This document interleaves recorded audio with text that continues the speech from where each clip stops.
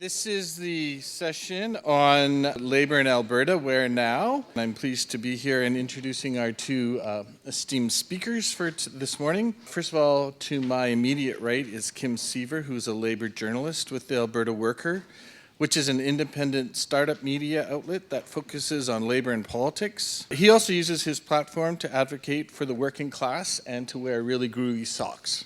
Quinn, who is next to him, is currently serving his second term as the president of the Non-Academic Staff Association, better known to many of us as NASA, and he brings years of union involvement to the role. His leadership is defined by a focus on member engagement, promoting equity and access, democratic renewal, and building strategic alliances. Additionally, Quinn has a long-standing passion for community organizing with the hopes of fostering meaningful change. Welcome to you both.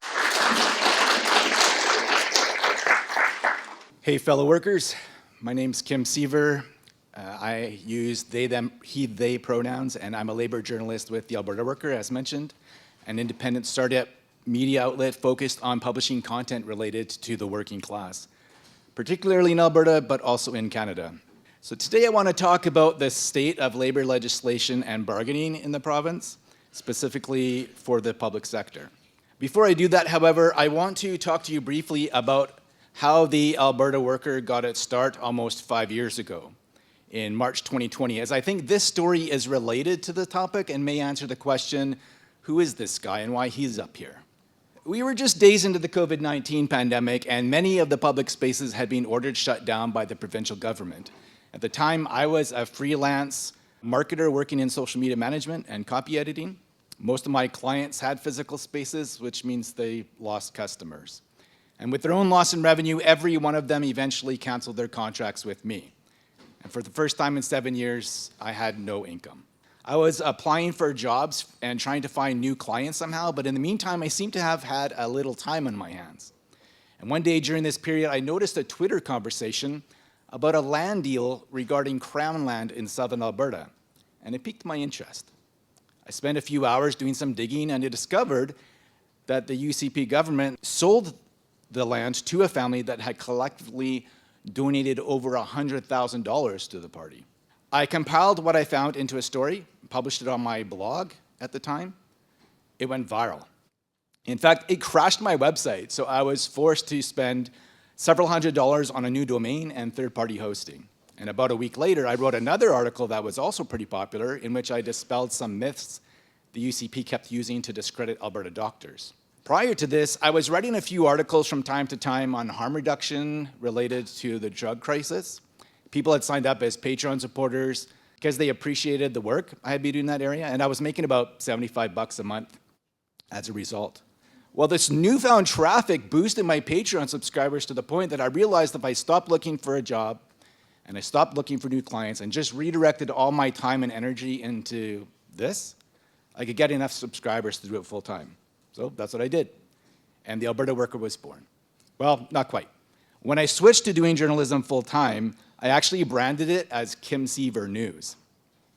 And I focused on covering politics. The UCP had been in power for about a year, and there seemed to be a lot to write about, with debunking claims that they were making or providing context to cherry-picked media releases. However, after a couple years in, I noticed that I started to do more labor-focused articles. For example, I would report on the monthly National Labor Force Survey results that were published by Statistics Canada. I offered the most comprehensive coverage by any media outlet, especially regarding Alberta's labor market. Some public sector collective bargaining agreements had expired, so I was covering the bargaining process on some of them. And Lethbridge Starbucks workers were trying to organize, and I provided the most comprehensive coverage of their collectivization efforts.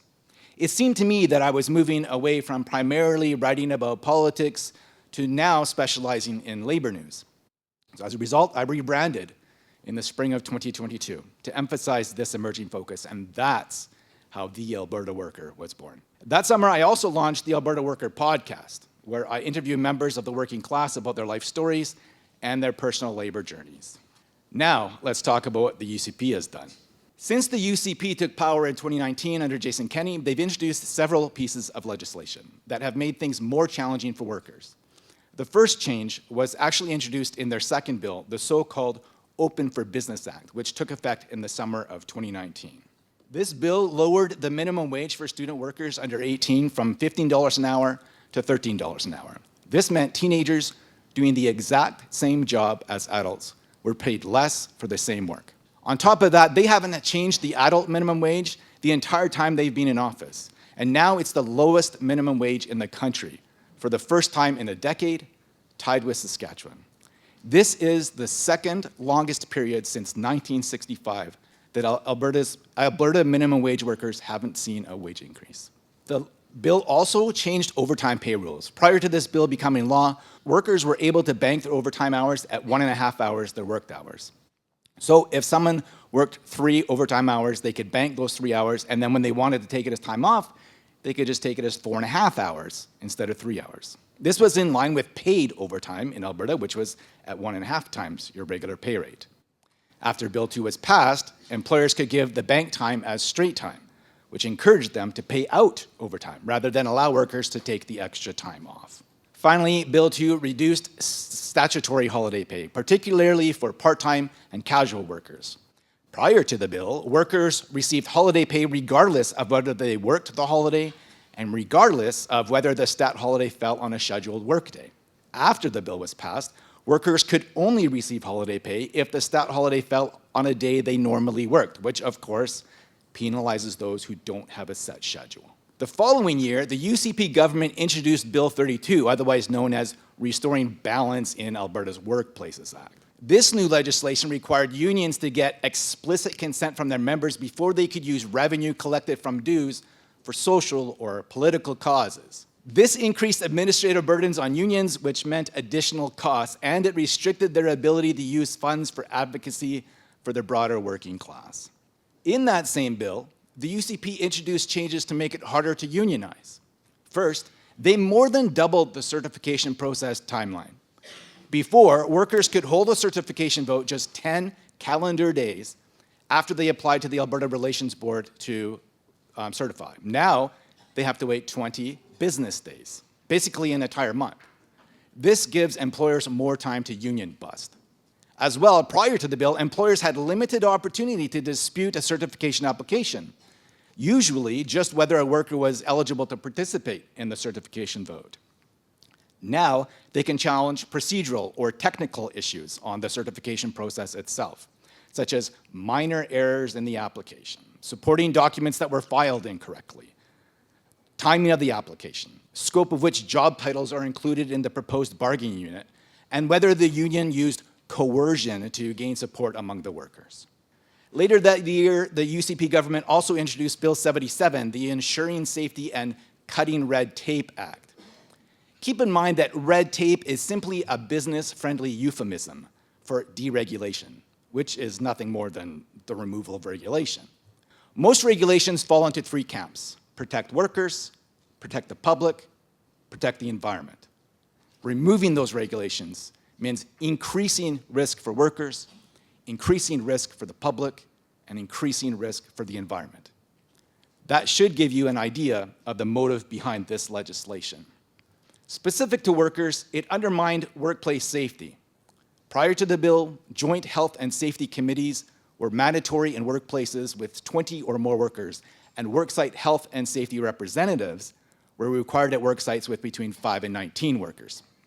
Under the new bill, the requirement shifted to being risk-based, being mandatory only in workplaces with higher risk of accident, injuries, or exposure to hazardous materials or conditions. This resulted in fewer workplaces having workplace and health and safety committees.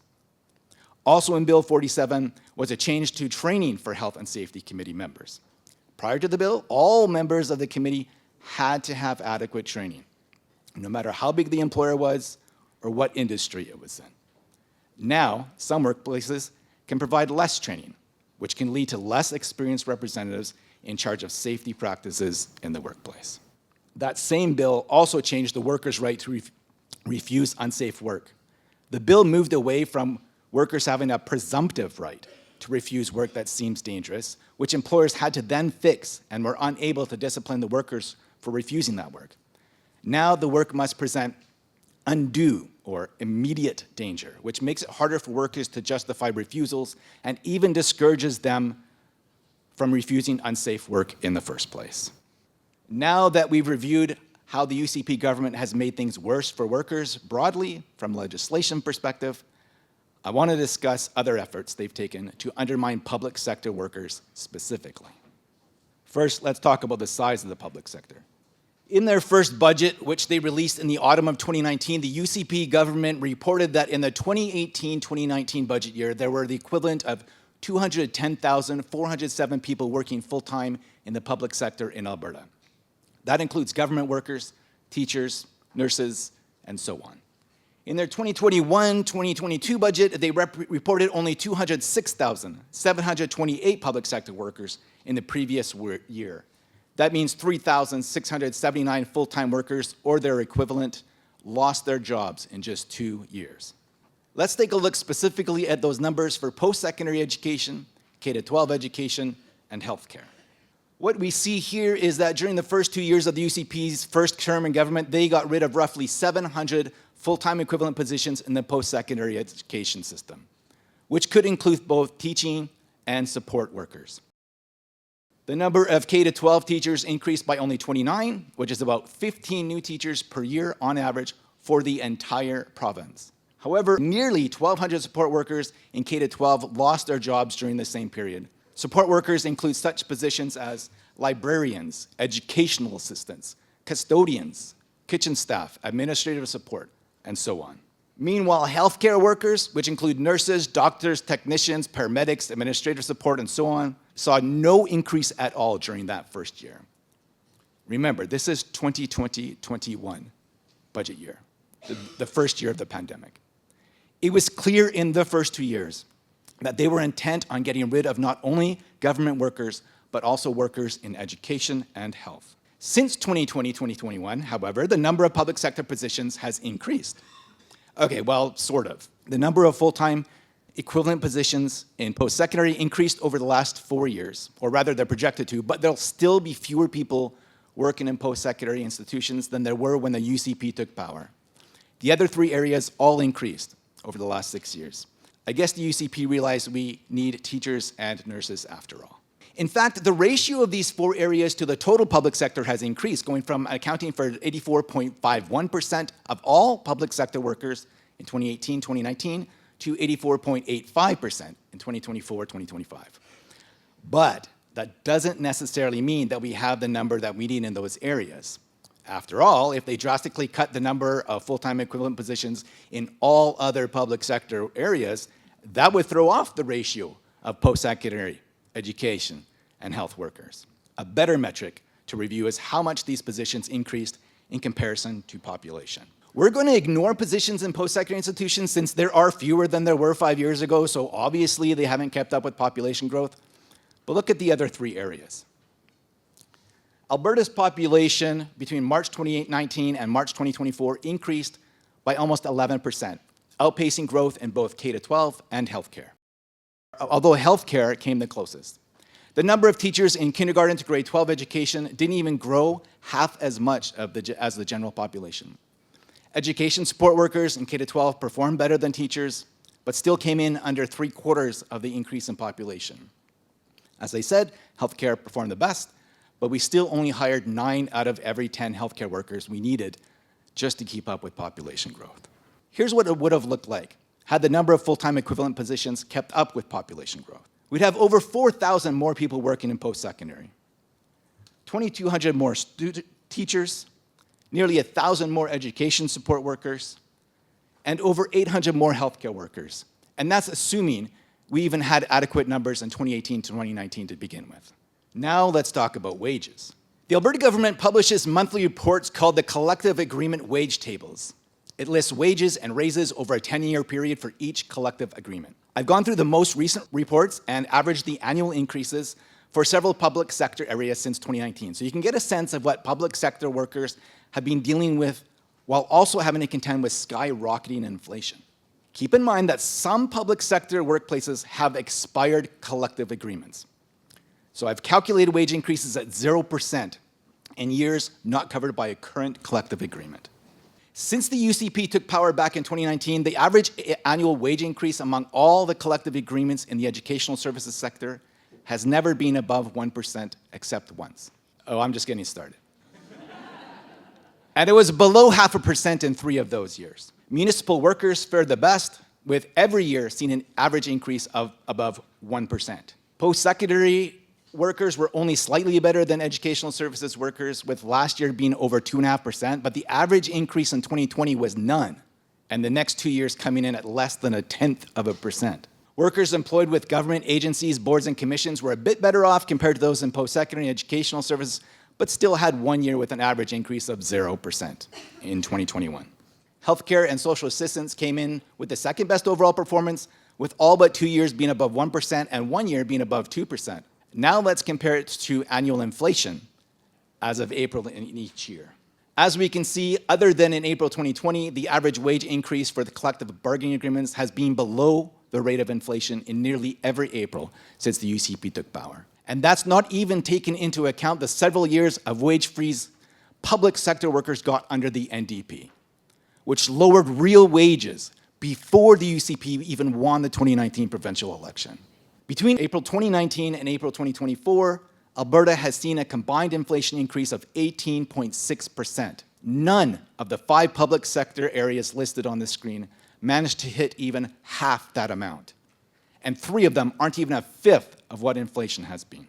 So, not only are we employing fewer workers in the public sector than we should be, assuming we want to keep up with population growth, but also, we're not paying them enough for them to catch up to the cost of living. That means we're expecting them to do more work for less pay. Through legislative changes, job cuts, and reduced funding, the UCP government has systematically weakened labor protections, curbed union power, and constrained public sector growth, leaving essential services such as education and healthcare struggling to keep pace with population growth. Meanwhile, wage increases have lagged far behind inflation, eroding real income and diminishing workers' purchasing power. If we want a sustainable future of Alberta's working class, we must address these structural issues, advocate for fair wages, and push for policies that truly support both workers and the vital public support services that Albertans rely on. But we can't do it workplace by workplace. We must do it in solidarity with one another.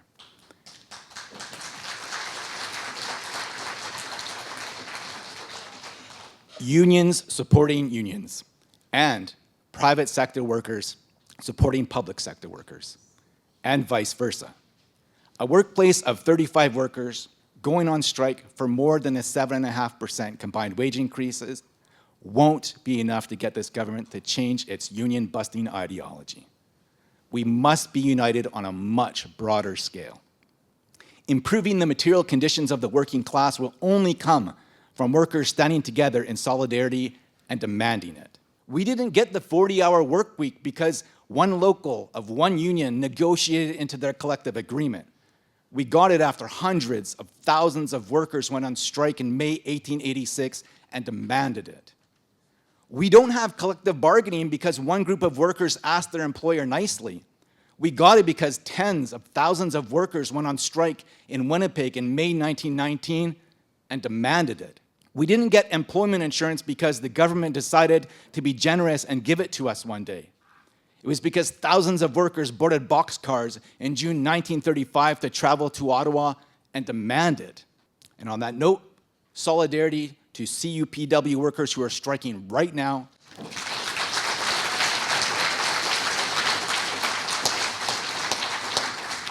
Solidarity to CUPE workers in Fort McMurray who are set to strike next week.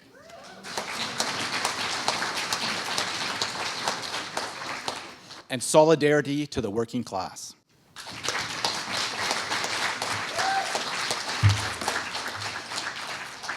So I'm going to be talking a little bit more about my perspectives on the front lines as a union activist and a union president who's trying to enact some of the things that Kim was actually talking about. Solidarity efforts, grassroots mobilization, democratic renewal within unions, and how we're trying to do that in a context that's extremely hostile and difficult. First of all, I want to say, a decade ago, if we had a labor breakout room, I don't think we would have this many people here. And while I love to see all the familiar faces, the people that I know, the activists and leaders here, shout out to you as well, I love that I'm seeing a bunch of faces that I don't know. And I think this is indicative of the kind of interest that labor is generating right now, because all of us are in a similar struggle, all of us are feeling pain, and all of us have shared concerns. We are in, as you can see, a pretty crucial moment for working people in this province. So what's the context? Well, we've got austerity, right? I mean, Kim talked about this a bit as well, like public sector financing is low. We have wage erosion and wage stagnation. People are experiencing severe hardship, and this is coupled with an inflationary crisis, which is fueling a cost of living crisis. This is something we're all experiencing. We also have a government response that is doing things like imposing secret mandates, and they're also trying to undermine our constitutional right to strike. This is something I want to touch on a bit. I also want to talk about, on the grassroots, how are we trying to collectively respond? Collectively respond through solidarity, but also what are we doing within our unions to try to combat what we're seeing with this current government? Austerity, everybody's favorite topic. Austerity measures, they're doing much more than just stagnating wages. They are undermining worker conditions and morale. So when wages are stagnant, workers struggle to meet their soaring cost of living. It leads to increased financial stress, dependency on things like loans and high interest rates, which also just funnels the cycle of poverty for most working people. And it also means, in the public sector specifically, reduced budgets, right? Everybody here is probably aware one way or another, whether it's healthcare or education, what that means. But reduced budgets translate into job losses for frontline staff. And those people are sisters or brothers or non-binary family who lose their work. The ones that are left behind, they have increased workloads. And that leads to inabilities for us to provide the services we're required to provide in a way that meets community needs. One of the things I wanted to do is kind of highlight what wage stagnation means. And I thought about using anecdotes, but sometimes graphs are just a bit easier. In Alberta, in 2024, the cost of living crisis has heightened the impact of wage stagnation, and it puts considerable strain on working people. Housing, food, energy prices, you name it, they're all through the roof. This disparity, it affects all sectors, but it's important to remember that it affects working class, lower and middle income earners the most severely, right? And so when you're talking about cuts across the board, it's the people who make the least that are impacted the most. This graph here, you've got the nice blue line that shows inflation with its peak in about 2022, 2023. Unfortunately, the green line here represents wage increases for my membership. There's a whole lot of zeros there, right? This is over the period of the last two contracts, between about 2016 and to current. That's a lot of zeros. And the red line here, what I wanted to do is illustrate just what that means as far as an impact on take-home pay for folks in my union, right? We've got a cumulative loss year after year after year. So right now, over the last two contracts, if you take everything into consideration, we're making about a fifth less, 20% less than we did when we started back in 2016. Think about that. These are people who can barely make their dollars stretch to make basic payments to just get by, and now they're making 1/5 less. Also, the offer from the government at 2%, 1.75, and 1.75 over 4 years, well, guess what? That's going to put us further in the hole. So if we were to accept that after about another year, another 5 years, what would be another 5% in the hole, maybe more? I don't have a crystal ball, so I can't tell you what inflation is going to be year after year, but I can tell you it's going to be greater than what's on offer at the table. As Kim was saying, and I'm trying to illustrate here, we are experiencing a crisis in our membership where people are being driven into poverty. They're on the borderline, a lot of them, but they're being pushed in, and more folks are being pushed in. And I also thought, well, how am I going to illustrate just how bad this is? And again, I thought about bringing stories from members, but I thought of a better idea that might be a little bit quicker to talk about in this context. Food bank use. By the way, I want to give a big shout out to the Campus Food Bank and Aaron O'Neill for providing these stats. They do amazing work. If you don't donate to your food bank here on campus or anywhere, please start doing so because the need is skyrocketing, right? Not just here, but across the entire province, the entire country. Demand is skyrocketing. What I wanted to talk about here, though, is we have stats now going back to about 2018, and it's showing this is just declared members who are using the food bank. So a lot of the time when people use the food bank, they come in, they don't declare anything, they might not self-identify as staff or student or community member or other, right? These are the people who regularly use the food bank who are declaring as staff. And as you can see, it's pretty alarming. So these are people who work a shift, they have a union card, and at the end of the day, they're going to the food bank to make ends meet, to support themselves, to support their families, whatever it is, right?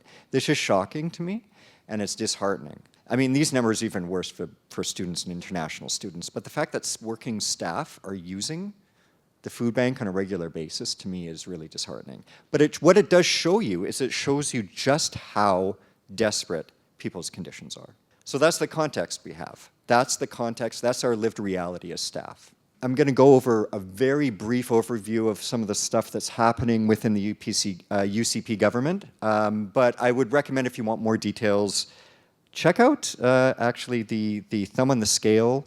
It was a piece written by Jason Foster, Susan Cake, and Bob Arneson, and it actually talks a lot about how the government is interfering in the collective bargaining process, and I'd highly recommend you read that. But what we do have is we have something called the PBCO. What they do is they give bargaining directives and negotiations for unionized staff in the province, right? But essentially, I'm going to read this quote verbatim. What they're doing is they represent the government's quote-unquote interests as both employer and funder, ensuring that all public sector agreements align with the government's fiscal, economic, and public policy priorities. So, you know, what could go wrong? What could possibly go wrong, right? Well, a lot, as it turns out. What we do have is a situation where they have given out secret bargaining mandates. I mean, we have some idea that they're offering extremely low wage increases over the next 4 years, but we have about 250,000 workers who are trying to bargain fairly at a bargaining table without knowing what the government's limits that are imposed on those bargaining tables are. Under the Public Sector Employees Act, the Alberta government sets binding mandates for these employers. But what I want to emphasize is when you're at a bargaining table, if the parameters are already set, you're not actually bargaining, right? Bargaining requires movement, it requires understanding, education, compromise. If there's dictatorial mandates that are already set, it's very hard to get movement. What do you think the result of that would be, right? It either slows down the bargaining process or increases the desire for job action. It makes it impossible for people to come to an agreement because, and I can speak to this firsthand while I can't share a lot of details, I see that the people across the table from me don't have a lot of flexibility to move. Yeah, that really does slow things down. So when you have the parameters already set in advance, you can't have real bargaining. But ultimately, I'm not sure that's what this government has in mind, right? This is really big, and I think this is extremely important as well. Constitutional rights to strike under siege, and it really is under siege. I don't think that that's hyperbolic at all. What we have right now is the ability, there's a number of options that this government can use, and I think will use, but we've seen something initially come out, which is the use of something called the Disputes Inquiry Board. What this is the minister, yeah, a lot of you are familiar with this. The minister can basically just say, if there's an impending strike, no, you have to go back to mediation for 30 days. And then, you know, your membership can vote on that mediated result. The problem being is that what they are actually trying to do is they're trying to stymie people's use of job action, right? I want to emphasize this. We are dealing with a really difficult situation with secret mandates. And then the government comes in and it telegraphs to the entire public sector and elsewhere, oh, we're just going to try to undermine your one point of leverage, withdrawing your labor. So when we have that, we are in serious trouble. Actually, I just wanted to give this picture. One of the responses to this actually was amazing. It was October 24th. I don't know if a bunch of you were there. I see some nods, yeah? Nice. It was absolutely amazing, actually. We had 6,000 to 8,000 folks from different labor organizations coming out. I want to give a special shout out to UNA, AUP, and QP, because they really were the spearheads that led that. So thank you for that. But in part, it was about making sure that the government said, we are collectively going to respond and say no. No to DIBs, no to other means to try to remove our constitutional right to strike. Another big threat that labor is concerned with right now is the possibility of public emergency tribunals. I don't know if any of you have heard about that before. They have been used in the past. The cabinet can declare a public emergency to stop an imminent or current strike. They can just legislate it into existence. I'm not going to go into a lot of details, but their criteria is as following, and again, I'm going to read this as a quote. Damage to health and property, okay. Undue hardship to persons not involved in the dispute, that's a little concerning. A harm to livestock or irreversible damage to crops. Some of those things make sense, right? If people are going to die and stuff, you might want to reconsider things. But what I want to take out from this is this government has the ability to interpret the following. They have the undue hardship to persons not involved in the dispute. Well, what the hell does that mean? It means anything. Like if my union went on strike, does that mean that there's undue hardship for students and faculty, senior administration? If healthcare workers go on strike, that's a much more obvious example, and so on, right? So this is a big concern for labor, and this is something we're watching for. There's also the possibility of legislation, right? We've seen other conservative jurisdictions in the country try to use the notwithstanding clause to make sure that people lose their constitutional right to strike. That is a serious concern here. We know this government is willing to do just about anything to undermine our constitutional right to strike, and so that is something that we're keeping a close eye on. We haven't seen it yet. Doom and gloom, what do we do? Well, one of the things that we are trying to do is the formation of what Kim was actually talking about here, solidarity, forming an Alberta common front. And this is just a group of public sector unions currently. We represent about 200,000 workers. And what we're trying to do is come together and figure out how we can have a collective response to a collective attack on labor in the province. So some of our aims are pretty straightforward, right? It's rapid communication. It's going to be sharing information, rumors, trends that we're seeing at tables, that kind of thing. We'll discuss things that bargaining when we're permitted to, but obviously we can't discuss all things. We're not coordinating bargaining tables.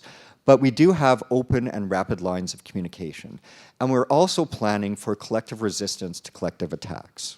For example, when the DIBs got thrown out against QP locals, or when other things are upcoming, we want to be prepared and ready to resist that.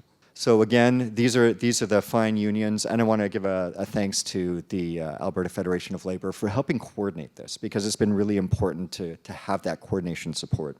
Again, this is a great picture of the rally on October 24th, and it just highlights what collectively can be done if we just put our minds to it. We put the resources, because that is key, right?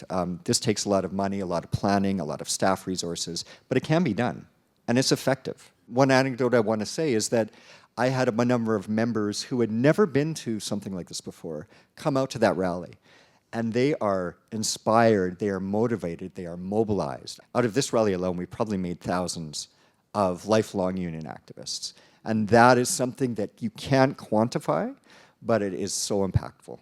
Again, I already talked a little bit about this, but this is another image of us coming together to resist the use of the DIBs. This is again from the rally on October 24th. I don't know how many unions actually came out, but I know it was dozens. We had civil society groups, we had community members, plus all the unions. It was really amazing, and it just shows you what we can do. On a more local level, what our union did is one of the things we tried to do on October 9th, a little before this larger rally, was have something right here on campus. And we worked really hard to get my union, NASA, and the Faculty Association, ASHWA, here on campus to do a joint rally to support our bargaining teams, but to share our concerns about what we're seeing at the bargaining table, and also with the provincial context of what's happening with labor. For me, it wasn't enough just to have that, to have a couple hundred members come out. from each bargaining unit. I wanted it to be something that was more expansive, to show that there's unions out there who normally wouldn't give two whits about what happens on a university campus as far as employment, but to show that those bonds of solidarity are there and they're getting stronger and stronger and stronger. I'm going to forget people, but we had a dozen unions, we had civil society groups, we had alumni, we had people just coming up off the street. So, we had people from UNA, AUPE, QP, AFL and EDLC were there. I see some EDLC folks here. We had Teamsters, we had machinists.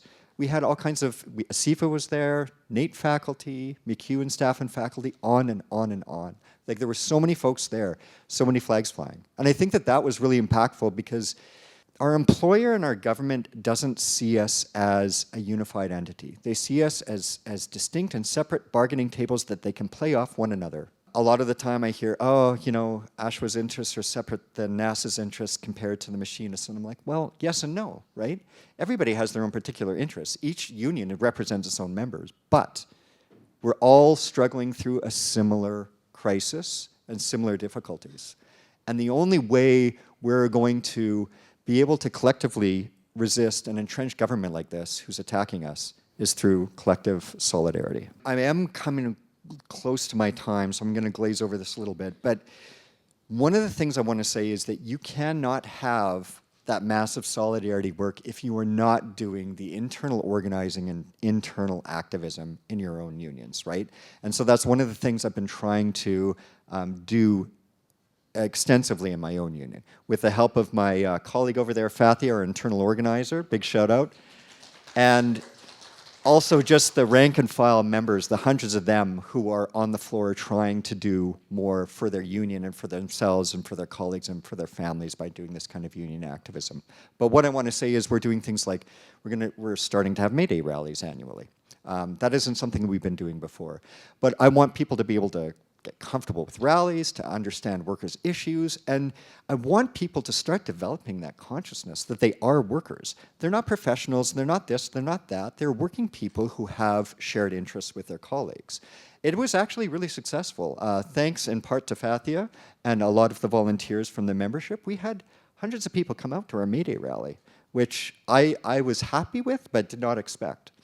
Another thing we talked about, and I heard this a lot in another session, is about that kind of deep connection, that deep grassroots organizing that you have to do. And one of the things we're doing is we're trying to have constant meetings, one-on-one or in small groups, across our membership.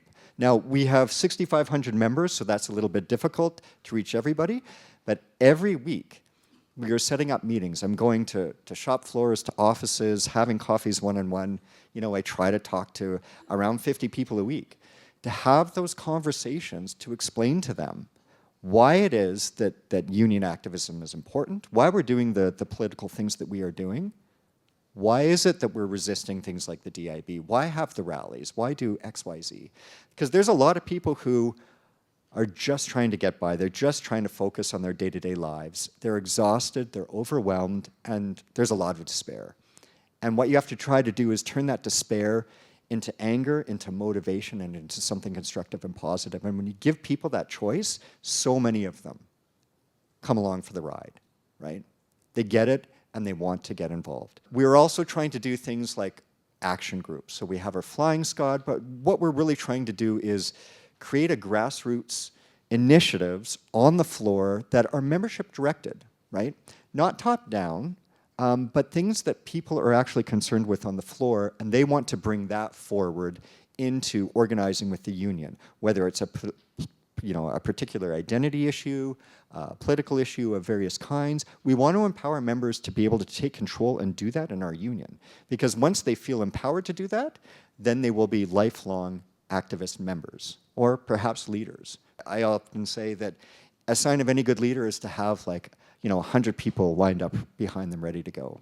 That's one of the things we want to achieve. And rallies, making sure people get used to rallies, whether it's our rallies, elsewhere. It could be about unions, it could be other things that are of concern to people. We want people to be comfortable in those positions, in those spaces, to show that they're empowering, they're inspiring. because we need people at rallies. We need mass mobilization. And so those are kind of the things that we're trying to do to motivate people in the grassroots level. I put this picture here just because this is such an awesome group. Fathy is smiling. And these are some folks from Campus Saint-Jean, and we're working with them to work on a few issues right now. These are the folks we're fighting for. They're working people who have energy, they're inspired, they're happy, and they deserve a quality of life, right, that is sustainable, that's fair, that is something that we all want. But in Alberta's current hostile environment, these folks, myself, many of you, we're not going to get that chance unless we collectively resist. I would like to end with a quote, just as food for thought. It was written by somebody about 150 years ago, Frederick Douglass, but it is more relevant now, or as relevant now as it was then. Power concedes nothing without a demand. It never did, and it never will. Find out what people will quietly submit to, and you've found the exact measure of injustice and wrong with which will be imposed upon them. And these will continue till they are resisted with either words or with blows or both. The limits of tyrants are prescribed by the endurance of those whom they oppress. So my call to you is don't endure, right? Stand up and resist. Thank you.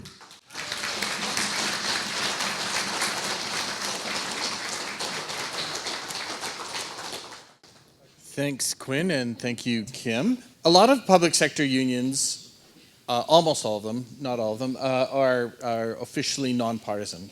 How do you walk the line, especially when we have a government that is clearly anti-labor, representing your members, and yet having an employer that is a government that is clearly against your rights? The only thing I thought of is that it's important to stand up for your members no matter which party's in power. If the party that you prefer is in power, it doesn't mean that you just sit back and just take what they give you. You need to stand up no matter which party's in power. If you only stand up to parties you don't agree with, then it's going to seem nonpartisan, or it's going to seem partisan.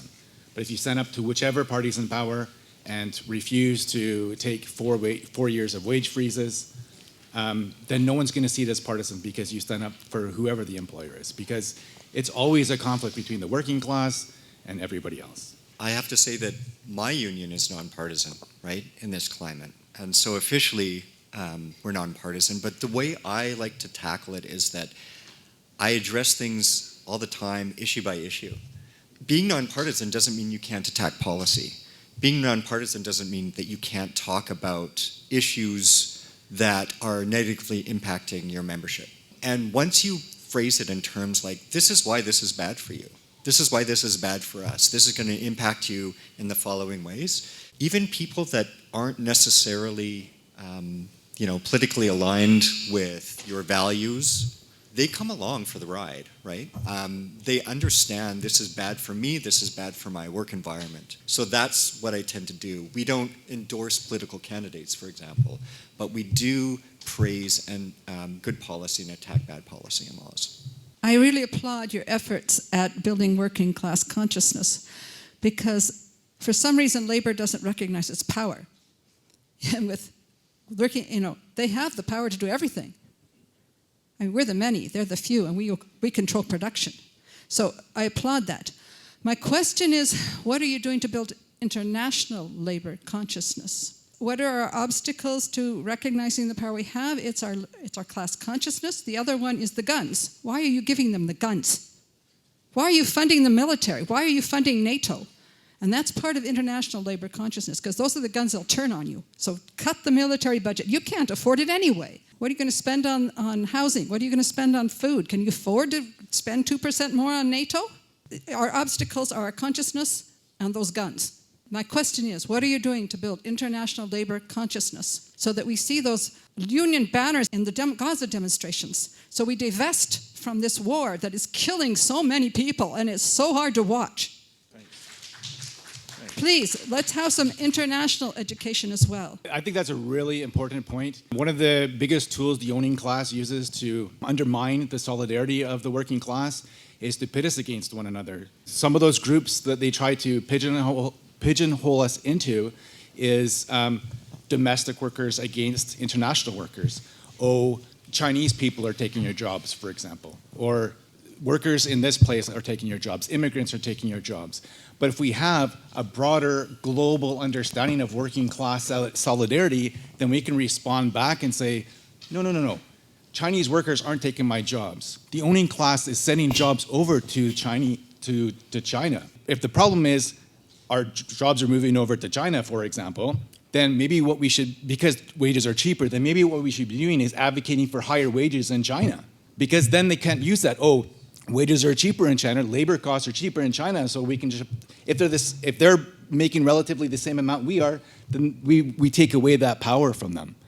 As well, a lot of social issues are working class issues. In the previous session, the first session of the day, we were talking about queer issues, trans issues. Those are working class issues. As somebody mentioned, the vast majority of the population is working class. So all social issues will be working class issues. So we should be on the front lines, regardless of what the issue is, whether it is directly related to labor or it is related to other social issues. They're all working class issues. I personally, as an individual, I can't really answer your question as far as what am I doing to increase broader global solidarity, other than through the things I say through my own channels. But I'll leave that up to Quinn if that's something he's thinking about. But I do support the idea of broader global solidarity. Yeah, so I'm going to be honest with you. As a union with particular amount of capacity, financial resources, and ability, we do very little with international solidarity beyond education. So what I would say is that we do have initiatives all the time that try to educate members about things home and abroad and their interrelationships. So what we're trying to do is we're trying to build awareness about working class issues that have local and broad impact, or local and broad implications. But right now, we have our feet to the fire, and we are dealing with extremely local and intense pressure, right? So that is one of our inabilities, really, to take on much larger tasks internationally or transnationally. But that doesn't mean that we don't try in our own way. For example, we're supporting a film festival. I see our PAC chair sitting in the second row, and one of the things we're talking about is trying to share insights and information about labor and social issues at a local but also national and international context, right? And trying to build that awareness. So with the bulk of Alberta's unions being restricted into the public sector, Conservatives have very successfully built a narrative about unions being an inflationary pressure on taxes and the public debt, and has created an image of the public sector workers as being lazy or greedy when compared to the struggling workers of the private sector, who, to be clear, are struggling more because they don't have a union to protect them. Talking a lot about what's being done to connect public sector unions. What work is being done by the existing labor movement, by the established organized labor movement, to bridge the gap in the working class that exists, to organize these people, to get them unionized so that you can start to draw funds towards workers for their wages from corporate profits rather than just public debts and taxes. Because until that happens, all you have is public debts and taxes to negotiate against. When you go to the negotiating table, you're not negotiating against Galen Weston's billions of dollars that he's spending on a cabin and a yacht. You're negotiating against my tax dollars. And the Conservatives are using that to villainize you. The only way out of that is to combat them by organizing the entire working class and not just, little statements here and there. What work is being done to bridge that gap? What I would say is there's organizations that already exist that have multiple public and private sector union entities at the table, coordinating, consolidating, organizing, right? Alberta Federation of Labor and Edmonton District Labor Council, those are the union of unions, municipally and provincially, for example. There's also the national level. We're already talking at the table and supporting one another, right? And I think that that's really important because what happens in the private sector impacts public, What happens in public impacts private. What happens at both impacts non-unionized folks. One of the things I didn't talk about because I didn't have time was how poor the unionization rate, for example, is in Alberta writ large, right? It's the lowest in the country. And as we heard from Kim, unionization efforts are experiencing more obstacles all the time. So one of the things I think we have to do is work with public and private sectors both in organizing folks who are currently ununionized. I think that's a big thing. But also sharing strategies, resources, and information. For example, I was talking about these two rallies, the big one October 24th and our local one. We had private sector unions at those rallies because as a union president and a union activist, I'm going to union drives. I'm going to private sector union rallies. I'm going to picket lines for the private sector, right? And they're doing the same thing. So I think that divide is not really there. I think that there's a lot of solidarity work.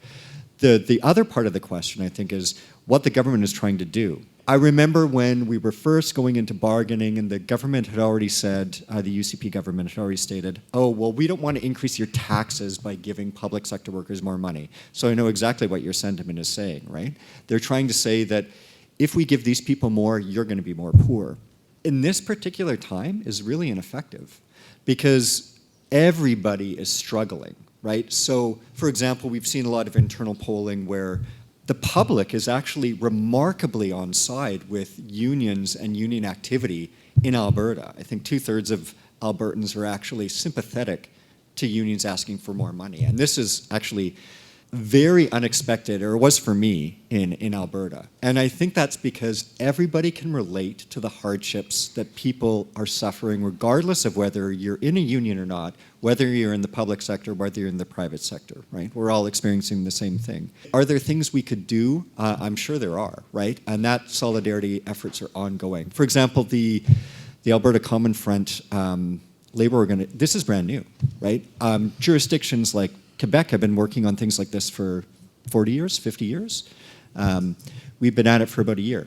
So the framework is there and the grassroots, the startups are there, but this is something that we'll just have to keep working on. And I just wanted to echo the comments about solidarity. I think that is so important, especially to combat the narrative that public sector worker is a drain on the economy. Is if we have public sector workers in solidarity with public sector workers, then that's less of an issue.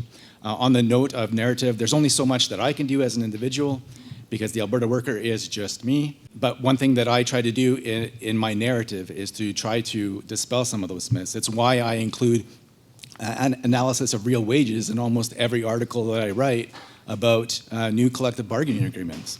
It gives context to whether people are actually getting more money. And then I think as well as we need to change our own narrative.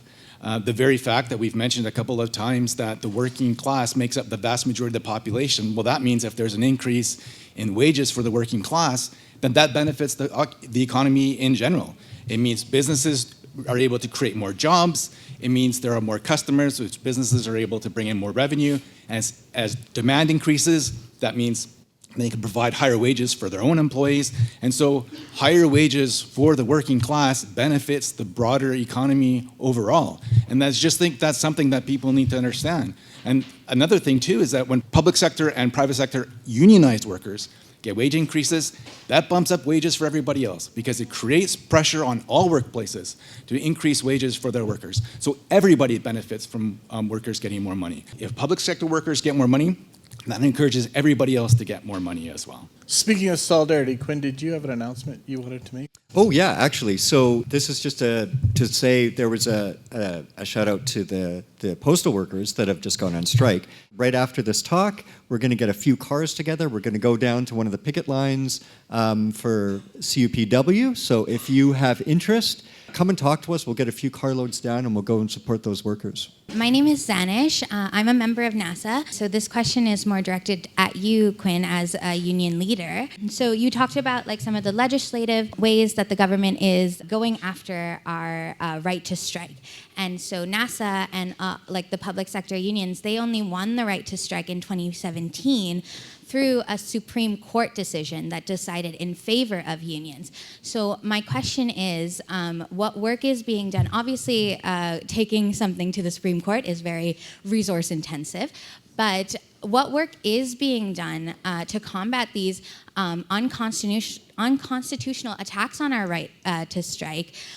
Are unions willing to go that far to get the wins that members need?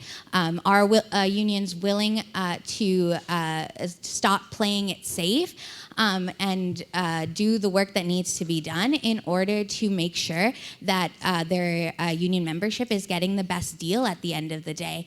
How far are you willing to go? Are you willing to go all the way to the Supreme Court in order to overturn some of these legislations that are unconstitutional and it harms us as union members, but also the working class in general in Alberta?